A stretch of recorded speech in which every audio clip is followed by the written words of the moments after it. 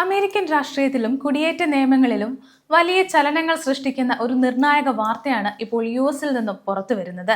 അഭിപ്രായ സ്വാതന്ത്ര്യം സംരക്ഷിക്കാൻ എന്ന പേരിൽ ഡൊണാൾഡ് ട്രംപ് ഭരണകൂടം കൊണ്ടുവന്ന ഒരു വിവാദ വിസ നയത്തിന് യു.എസ് കോടതി ഇപ്പോൾ ശക്തമായ തിരിച്ചടി നൽകിയിരിക്കുകയാണ്.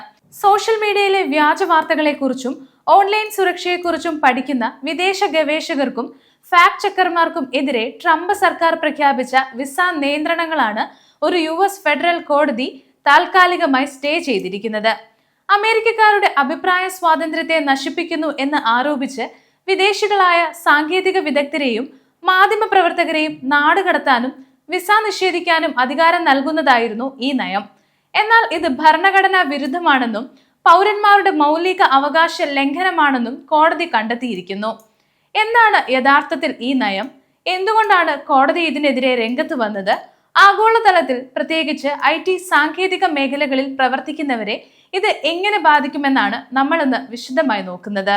നമുക്ക് ആദ്യം ഈ വിവാദ നയത്തിന്റെ പശ്ചാത്തലം ഒന്ന് പരിശോധിക്കാം. 2025 മെയ് മാസത്തിലാണ് US state secretary Marco Rubio ഈ പുതിയ ഇമിഗ്രേഷൻ നയം പ്രഖ്യാപിക്കുന്നത്. അമേരിക്കൻ പൗരന്മാരുടെ ഓൺലൈൻ അഭിപ്രായങ്ങളെ സെൻസർ ചെയ്യുകയോ അതിന് കൂട്ടുനിൽക്കുകയോ ചെയ്യുന്ന വിദേശ പൗരന്മാർക്ക് വിസ നിഷേധിക്കുക, നിലവിലുള്ള വിസ റദ്ദാക്കുക, അവരെ തടങ്കലിൽ വെക്കുക അല്ലെങ്കിൽ അമേരിക്കയിൽ നിന്നും നാടുകടത്തുക എന്നിവയായിരുന്നു ഈ പുതിയ നയത്തിന്റെ ലക്ഷ്യം. ഡിജിറ്റൽ ലോകത്തെ വ്യാജ പ്രചരണങ്ങളും തെറ്റായ വിവരങ്ങളും കണ്ടെത്തുന്നതിനായി പ്രവർത്തിക്കുന്ന അന്താരാഷ്ട്ര ഗവേഷകരെയും ഫാക്ട് ചെക്കർമാരെയും ലക്ഷ്യമിട്ടാണ് ട്രംപ് ഭരണകൂടം ഈ നീക്കം നടത്തിയത്. ഇത്തരക്കാരുടെ പ്രവർത്തനം തങ്ങളുടെ രാഷ്ട്രീയ താൽപര്യങ്ങൾക്ക് എതിരാണെന്നും ഇത് അമേരിക്കക്കാരുടെ അഭിപ്രായ സ്വാതന്ത്ര്യം തടസ്സപ്പെടുത്തുന്നു എന്നായിരുന്നു സർക്കാരിന്റെ വാദം. ഈ നയത്തിന്റെ ഭാഗമായി 5 പ്രമുഖ വ്യക്തികൾക്കെതിരെ കടുത്ത നിയമ നടപടികൾ സ്വീകരിക്കാൻ സ്റ്റേറ്റ് ഡിപ്പാർട്ട്മെന്റ് തീരുമാനിച്ചു. Centre for countering digital hate, global disinformation index തുടങ്ങി പ്രശസ്ത സംഘടനകളുമായി ബന്ധപ്പെട്ടവർ ഇതിൽ ഉൾപ്പെടുന്നു. മുൻ യൂറോപ്യൻ കമ്മീഷണർ തിയറി ബ്രിട്ടനെ പോലും യുഎസിൽ പ്രവേശിക്കുന്നതിൽ നിന്ന് ഈ നയം വഴി തടഞ്ഞിരുന്നു. 2024 അദ്ദേഹം എക്സ് പ്ലാറ്റ്ഫോം ഉടമ ഇലോൺ മസ്കിന് യൂറോപ്യൻ നിയമങ്ങൾ പാലിച്ച് അനധികൃത ഉള്ളടക്കങ്ങൾ നിയന്ത്രിച്ചില്ലെങ്കിൽ പിഴ ഈടാക്കുമെന്ന് മുന്നറിയിപ്പ് നൽകിയിരുന്നു. ഇതാണ് അമേരിക്കൻ വിസ നിഷേധിക്കുന്നതിലേക്ക് നയിച്ചത്. എന്നാൽ യുഎസിന്റെ ഈ നയത്തിനെതിരെ കൊളംബിയ സർവകലാശാലയിലെ നൈറ്റ് ഫസ്റ്റ് അമെൻഡ്മെന്റ് ഇൻസ്റ്റിറ്റ്യൂട്ടും പ്രൊട്ടക്ട് ഡെമോക്രസി എന്ന സംഘടനയും സംയുക്തമായി കോടതിയെ സമീപിച്ചു. അക്കാദമിക് വിദഗ്ധരുടെയും മാധ്യമപ്രവർത്തകരുടെയും കൂട്ടായ്മയായ കൊയിലേഷൻ ഫോർ ഇൻഡിപെൻഡന്റ് ടെക്നോളജി റിസർച്ചിന് വേണ്ടിയാണ് അവർ ഈ കേസ് ഫയൽ ചെയ്തത്.